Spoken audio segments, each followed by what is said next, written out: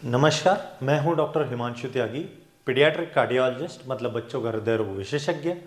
और आप देख रहे हैं एक नया एपिसोड डॉक्टर हिमांशु's हेल्थ टॉक का। आज हम मेरे पिछले वीडियोस में एक वीडियो में मैंने आपको बताया था PAH pulmonary artery hypertension PAH, और बताया था PS। P कॉमन है दोनों में। P मतलब पल्मोनरी,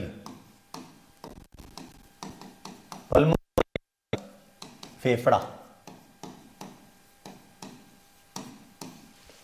और यहां पे आर्टरी और ये हाइपरटेंशन मतलब पल्मोनरी आर्टरी का हाइपरटेंशन मतलब उसका बीपी बढ़ जाना, और पीएस का मतलब है स्टेनोसिस, ST उसका सिकुड़ना। ये इसके पीछे मैं एक पहले वीडियोस में ये पीएच क्या होता है और पीएस क्या होता है ये मैं आपको बता चुका हूं। तो इस वीडियो में हम मेनली पीएस पल्मोनरी स्टेनोसिस पे हम जानेंगे क्या होता है।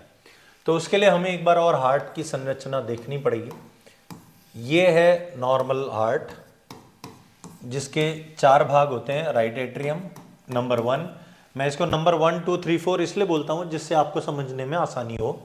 Number 2 right ventricle, number 3 left atrium, number 4 left ventricle. तो जो शरीर का गंदा खून है ऊपर वाले भाग से इस नली से, नीचे वाले भाग से इस नली से, ऊपर वाले नली को SVC IVC, इन दोनों से राइट एट्रियम में आता है 1 नंबर में, वहां से 2 नंबर में जाता है। यहां से ये खून मेरे फेफड़ों में जाता है। जहां मैं सांस लेता हूं तो हवा में जो ऑक्सीजन है वो मेरे फेफड़े में जाती है, उस गंदे खून को मिक्स होकर वो उसको शुद्ध कर देती है। शुद्ध करके वो 3 नंबर में आता है, 3 से 4 में जाता है, और 4 से वो पूरे शरीर में सप्लाई हो जाता है। शरीर उसके अंदर की ऑक्सीजन खींचता है। जो भी काम करता हूं मैं तो उसमें ऑक्सीजन की जरूरत पड़ती है। शरीर उसके अंदर की ऑक्सीजन खींच लेता है और फिर वो वापस से गंदा मतलब अशुद्ध हो जाता है, डीऑक्सीजनेटेड हो जाता है, और वहां से वापस ये खून राइट एट्रियम में आ जाता है 1 नंबर में। तो जो पल्मोनरी स्टेनोसिस है, P मतलब फेफड़ा, फेफड़ा है ये यहाँ पे, ये है फेफड़ा।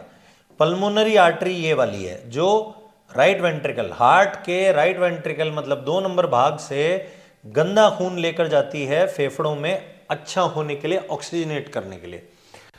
तो उसकी एक वाल्व होती है यहाँ पे। ये वाल्व कैसी होती है? जो खुलती है बंद होती है। जब खून उसके से जा रहा है तो वो खुल जाएगी, खून उसके अक्रॉस जा रहा है तो, उससे पास होके जा रहा है तो, और जब खून चला जाए तो वो बंद हो जाएगी। वाल्व का मतलब यही होता है, खुलना बंद होना, खुलना बंद होना। ये है पल्मोनरी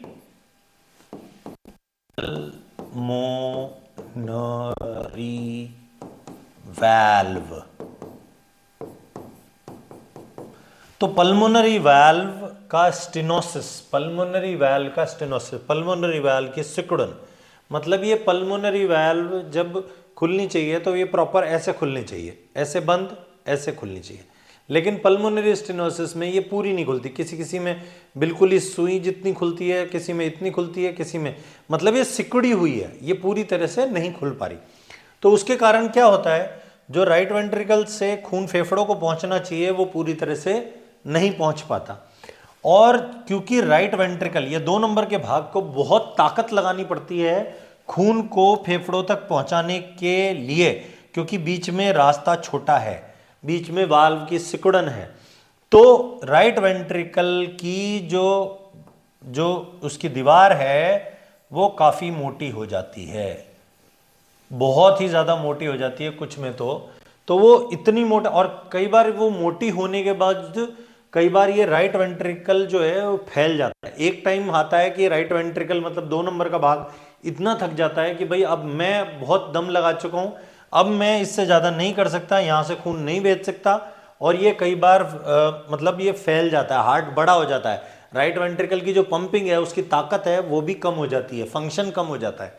और अगर वो हो जाए तो बच्चे की जान को खतरा, बच्चा या बड़ा जिसमें भी पल्मोनरी स्टेनोसिस है, जिसमें भी पल्मोनरी वाल्व की सिकुड़न है, अगर हार्ट का राइट वेंट्रिकल फेल होने लग जाए तो उसको मतलब जान का खतरा तक हो सकता है।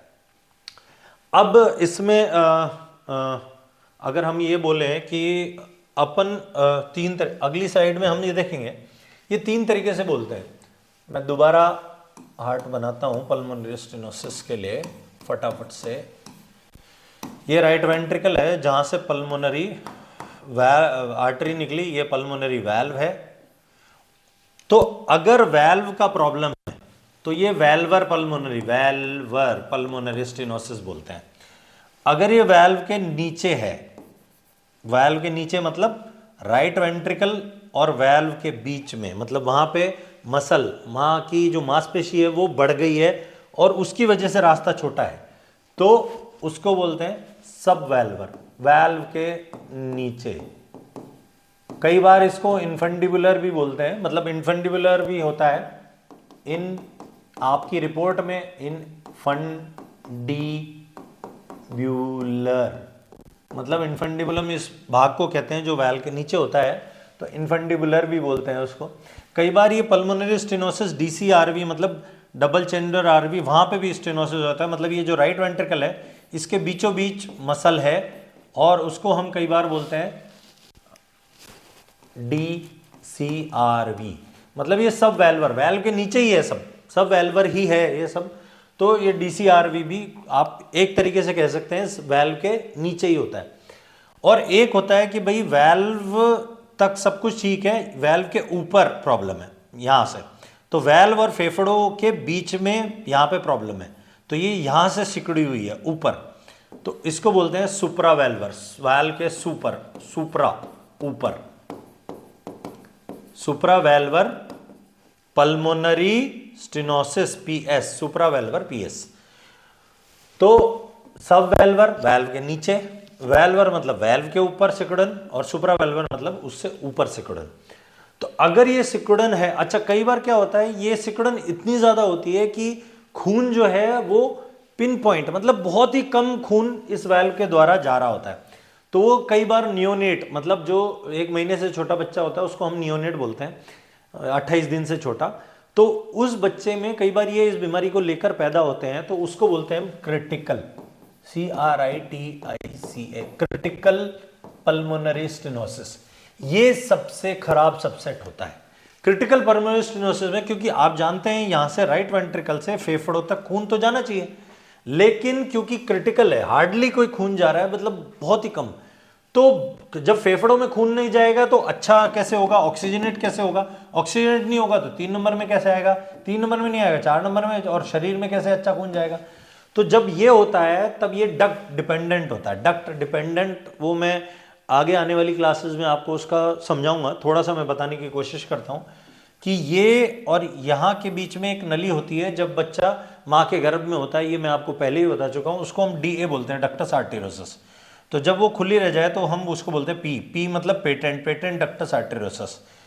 तो ये नली का काम माँ के गर्भ में बच्चा होता है तभी तक होता है, और जैसे ही बच्चे का जन्म होता है कई बार ये 24 घंटे के अंदर भी 48-72 घंटे में ज़्यादातर बच्चों में ये बंद हो जाती है। अगर ये क्रिटिकल पल्मोनरी स्टेनोसिस है, ये यहाँ क्रिटिकल है और PDA भी बंद हो रहा है, तो बच्चा जीवित नहीं रह पाएगा। उस केस में जैसे मैंने एक प्रोस्टाग्लैंडिन नाम का इंजेक्शन होता है, मैंने आगे आने वाले वीडियोस में भी इसका जिक्र होगा, जहाँ पे भी डक्ट डिपेंडेंट की बात आएगी वहाँ पे प्रोस्टाग्लैंडिन ये बहुत ही इंपॉर्टेंट इंजेक्शन होता है। इसका काम होता है इस PDA को ओपन रखना, इस नली को ओपन रखना। तो ये नली कब तक, प्रोस्टाग्लैंडिन का इंजेक्शन हमें चालू रखना पड़ता है, मतलब वो इन्फ्यूजन पंप, मतलब ऐसा नहीं कि उसको इंजेक्शन दे दिया और वो खुली रह जाएगी, उसको लगातार खून में उसकी मात्रा जाती रहनी चाहिए प्रोस्टाग्लैंडिन की, तब ये PDA नामक नली खुली रहती है। इससे क्या होता है कि यहां से तो खून नहीं जा रहा, लेकिन यहां से थोड़ा खून फेफड़ों को पहुंचता है और अच्छा होता है, अच्छा होकर 3 नंबर में आता है, और वही खून अच्छा होकर 4 में जाता है और शरीर को जाता है। और जब क्रिटिकल पल्मोनरी स्टेनोसिस होती है तो एक छेद यहां पे भी होता है जिसको हम PFO बोलते हैं, ये भी हर बच्चे में होता है। तो उसके द्वारा क्या होता है, राइट एट्रियम में तो गंदा खून है, यहां से गंदा खून अच्छे खून में मिक्स होता है जो लेफ्ट एट्रियम में आ रहा है, लेफ्ट एट्रियम में, और वही गंदा अच्छा खून मिक्स होकर लेफ्ट वेंट्रिकल में जाता है, और वही गंदा और अच्छा खून शरीर में जाता है। तो उसका ऑक्सीजन का प्रमाण, जिसको हम SpO2 बोलते हैं, ऑक्सीजन का सैचुरेशन, वो इन बच्चों में बहुत कम होता है। किसी में 90 हो सकता है, किसी में 85, 70, कितना भी हो सकता है। नॉर्मली हम मानते हैं कि मोर देन 95 ओके है। तो लेकिन अगर ये मतलब क्रिटिकल पीएच है, इसका मतलब डक्ट के ऊपर डिपेंडेंट है, डक्ट डिपेंडेंट। ये मैं आपको दोबारा बोल रहा हूं, डिपेंडेंट पल्मोनरी। पल्मोनरी मतलब फेफड़े का जो खून है वो डक्ट के, पल्मोनरी सर्कुलेशन। ये मैं एक आगे क्लास लूंगा उसमें, या आगे वीडियो बनाऊंगा उसमें आपको बताऊंगा। तो डक्ट डिपेंडेंट मतलब ये जो खून है फेफड़ों को जाना, वो पीडीए नामक डक्ट, डी से डक्ट, डक्ट के ऊपर डिपेंड करता है। तो इसमें प्रोस्टाग्लैंडिन नाम की इंजेक्शन देना पड़ता है जब तक कि हम मतलब उसको बलून ना कर पाए। आगे मैं बताऊंगा कि इसमें क्या करना पड़ता है। तो इसकी भी ग्रेडिंग होती है, माइल्ड, मॉडरेट, सीवियर। वो आपके लिए बहुत इंपॉर्टेंट नहीं है एज अ पेरेंट, लेकिन हाँ ये जरूर इंपॉर्टेंट है कि अपन को इसका बलून करना कब है। तो इसमें भी हम 3 तरीके से ग्रेडिंग करते हैं, माइल्ड, मॉडरेट, माइल्ड मतलब कम, एंड सीवियर। ये अगर मैं आपको बताना, मतलब माइल्ड मतलब कम रुकावट, कम पल्मोनरी स्टेनोसिस। मॉडरेट मतलब मध्यम, ना तो कम ना ज्यादा, और इसमें ज्यादा। सीवियर बहुत ज्यादा मतलब ज्यादा।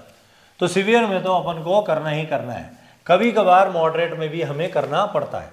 तो इसके लिए हम क्या देखते हैं कि उसको कितना ज्यादा दिक्कत हो रही है। किसी किसी बच्चे को जैसे इकोकार्डियोग्राफी होती है, जो हार्ट की सोनोग्राफी, उसमें हम ग्रेडियंट देखते हैं। ग्रेडियंट क्या होता है कि ये जैसे मैं दोबारा हार्ट बनाया है, ग्रेडियंट क्या होता है कि उससे ही हम बोलते हैं माइल्ड, मॉडरेट, सीवियर। तो ये फेफड़ा है। जब इकोकार्डियोग्राफी मतलब हार्ट की सोनोग्राफी करते हैं तब ये ग्रेडियंट देखा जाता है कि ये राइट वेंट्रिकल नामक जो खाना है 2 नंबर जो है, और ये फेफड़ा है, इसमें कितनी रुकावट है। मतलब राइट वेंट्रिकल का प्रेशर माइनस पीए प्रेशर, आप समझ लीजिए ये ग्रेडियंट कितना आ रहा है। अगर ये 60-64 के ऊपर आता है, 64 के ऊपर, तो इसमें हमें बलून करना ही करना है। अगर राइट वेंट्रिकल बहुत ही ज्यादा मतलब डिसफंक्शन हो रहा है और ये ग्रेडियंट 64 से भी, अगर मोर देन 64 है मिलीमीटर ऑफ मर्करी अगर ग्रेडियंट है, तो इसमें तो करना ही करना है, बच्चे को कोई प्रॉब्लम हो या नहीं हो। लेकिन अगर ये ग्रेडियंट कम आ रहा है, 64 से नीचे है, लेकिन हार्ट का पंपिंग खराब है, या उसको ज्यादा दिक्कत हो रही है बच्चे को, या फिर क्रिटिकल, जो मैंने बताया क्रिटिकल मतलब बिल्कुल ही पिन होल है और डक्ट डिपेंडेंट है, क्रिटिकल पल्मोनरी स्टेनोसिस है, क्रिटिकल है, सीवियर है, इसमें करना ही करना है हमें बलून बीपीवी। बीपीवी मतलब बीपीवी, बलून मतलब गुब्बारा,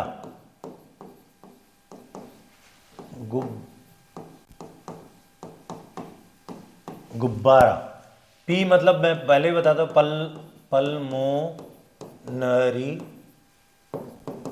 पल्मोनरी मतलब फेफड़ा, फेफड़े की बात कर रहे हैं। वैल्वोप्लास्टी, बलून पल्मोनरी वैल्वोप्लास्टी। अब इसमें क्या करते हैं कि ये जैसे मैं दोबारा एक वैल्व बनाऊं, बीपीवी में क्या करते हैं, दोबारा हार्ट अगर मैंने आपको जैसे बनाया, तो जैसे ये काम होता है पीडियाट्रिक कार्डियोलॉजिस्ट मतलब मेरा। तो इसमें जो जैसे मैं आपको हमेशा बताया कि जांग के पास में एक गंदे और अच्छे खून की नली होती है, फीमोरल आर्टरी और फीमोरल वेन। फीमोरल वेन जो है वो डीऑक्सीनेटेड ब्लड पूरा शरीर का लेकर जाती है हार्ट के अंदर। तो यहाँ पे मतलब अब जो जांग है यहाँ पे, तो यहाँ से हम एंटर करते हैं और हार्ट के अंदर चले जाते हैं। तो ये ऐसे जाते हैं, ऐसे जाते हैं, और ये जो पल्मोनरी वाल्व है इसके अक्रॉस जाते हैं और यहां पे गुब्बारा फुला देते हैं। मतलब वो गुब्बारा ऐसा होता है कि वो खून की नली में जाता है तो ऐसे ट्यूब की तरह जाता है, मतलब खून की नली के अंदर वो ट्यूब के थ्रू चला जाता है, पिचका हुआ होता है।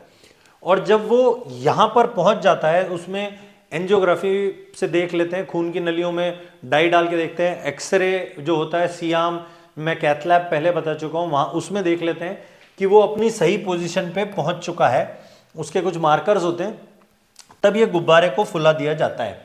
गुब्बारा फूल के ये जो वैल्व है ये खुल जाती है। अगर ये वैल्व खुल जाए और गुब्बारे से खुल जाए तो फिर मतलब इस गुब्बारे को वापस से पिचका दिया जाता है। मतलब यहाँ पे एक वो होती है हमने सिरिंज लगाई होती है, तो उससे जब हम खींचते हैं तो ये गुब्बारा यहाँ से पिचक जाता है और फिर इस गुब्बारे को वापस उसी रास्ते से बाहर निकाल लिया जाता है। तो ये जो गुब्बारा फुलाने वाला काम है वो सिर्फ वेल्वर पल्मोनरी स्टेनोसिस में ही, बीपी जो है बीपीवी, वो सिर्फ वेल्वर में ही मेनली काम आता है। अगर सब वेल्वर है, सब वेल्व के नीचे, मतलब राइट वेंट्रिकल और इसके बीच में, वेल्व के बीच में, और बहुत ज्यादा है, मसल ही मसल है, तो सब वेल्वर में ये बीपी काम नहीं आता। मतलब सब वेल्वर में या सुप्रा वेल्वर में, सुप्रा मतलब ऊपर, यहां पे अगर है तो भी सुप्रा वेल्वर में भी बीपीवी काम नहीं आता है। ओनली वेल्वर में बीपीवी काम आता है। अगर वो जैसे इको करने से ये मालूम पड़ता है कि कई बार जो वेल्व का जो सिकुड़न है उसकी वजह से ही नीचे की जो मांसपेशी है वो बढ़ गई है, तब डॉक्टर ये डिसाइड करता है कि मैं इसको बलून करके देख लेता हूं, तो हो सकता है ये खुल जाए, तो धीरे धीरे करके ये भी कम हो जाएगा। तो वो डिपेंड करता है कि जब वो एकोकार्डियोग्राफी पीडियाट्रिक कार्डियोलॉजिस्ट कर रहे हैं तब वो उन्हें लगे कि वेल्व की वजह से ही है तो वो बलून कर देते हैं, और कई बार ये सब वेल्वर, जो वेल्व के नीचे का पोर्शन है, वो धीरे धीरे करके बेहतर हो जाता है। तो ये होता है बलून पल्मोनरी वेल्वोप्लास्टी।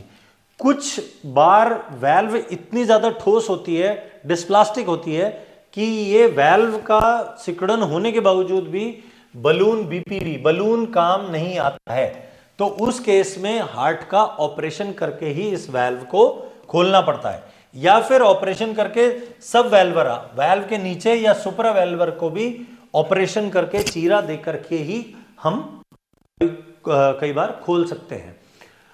तो ये हुई पल्मोनरी स्टेनोसिस की बात। तो पल्मोनरी स्टेनोसिस के बारे में आपके जहन में कोई भी और प्रश्न हो, ये जो नंबर आपके स्क्रीन पे फ्लैश कर रहा है, अगर आपका मेरा अपॉइंटमेंट चाहिए तो मेरे जो असिस्टेंट है इस फोन पे कीजिए और वो आपको प्रक्रिया समझाएंगे, और जब वो प्रक्रिया पूरी हो जाएगी तब मैं आपसे वीडियो कॉल पे बात कर पाऊंगा।